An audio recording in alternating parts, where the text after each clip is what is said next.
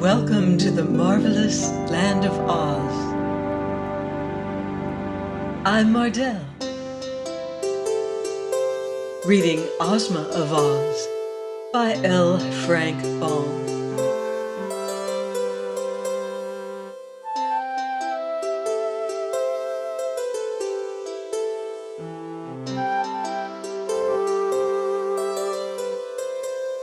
Chapter 20, The Emerald City. Dorothy decided to accept Ozma's invitation to return with her to the land of Oz.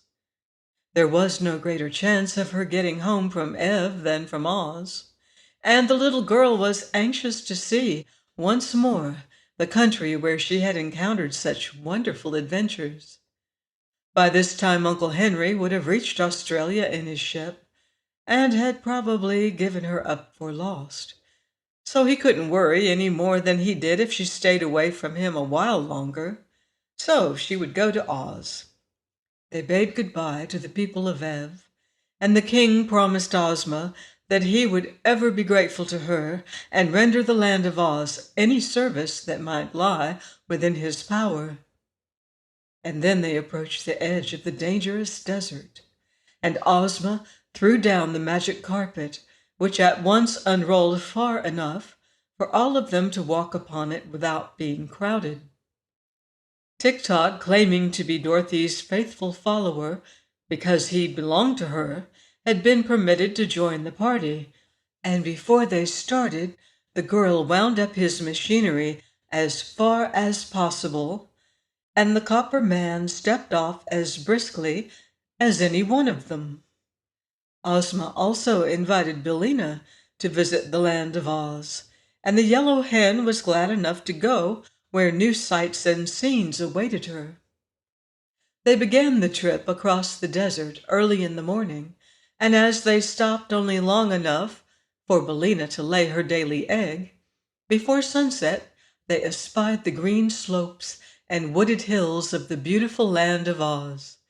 They entered it in the Munchkin territory, and the king of the Munchkins met them at the border and welcomed Ozma with great respect, being very pleased by her safe return.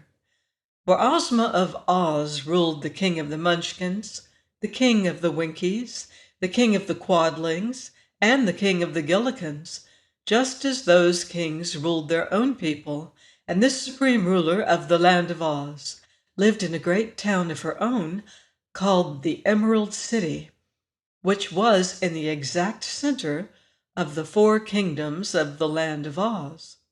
The Munchkin king entertained them at his palace that night, and in the morning they set out for the Emerald City, traveling over a road of yellow brick that led straight to the jewel-studded gates.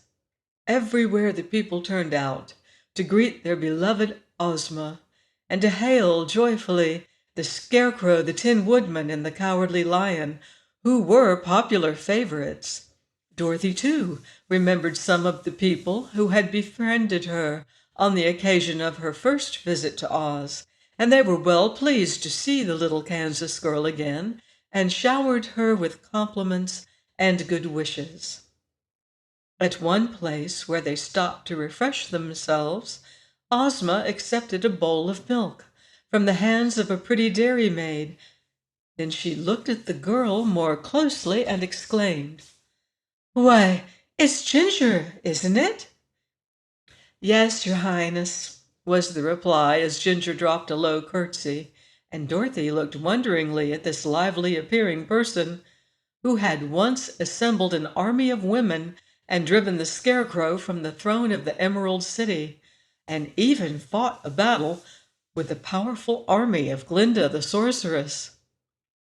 "I've married a man who owns 9 cows," said Ginger to Ozma, "and now I'm happy and contented and willing to lead a quiet life and mind my own business."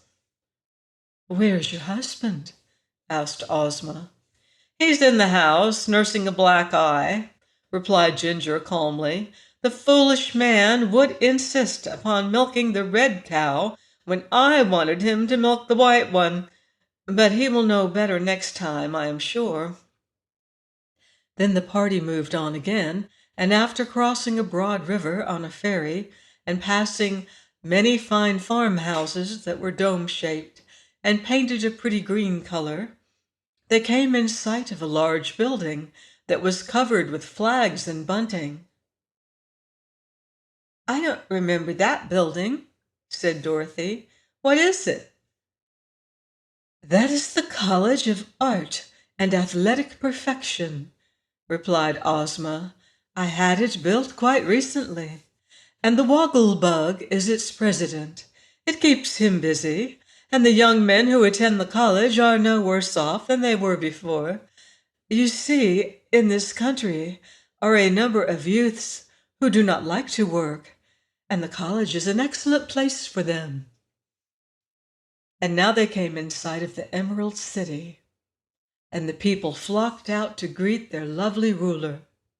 There were several bands, and many officers and officials of the realm, and a crowd of citizens in their holiday attire. Thus the beautiful Ozma was escorted by a brilliant procession to her royal city, and so great was the cheering that she was obliged to constantly bow to the right and left to acknowledge the greetings of her subjects. That evening there was a grand reception in the royal palace, attended by the most important persons of Oz. And Jack Pumpkinhead, who was a little overripe but still active, read an address congratulating Ozma of Oz upon the success of her generous mission to rescue the royal family of a neighboring kingdom. Then magnificent gold medals set with precious stones were presented to each of the 26 officers, and the Tin Woodman was given a new axe studded with diamonds, and the Scarecrow received a silver jar of complexion powder.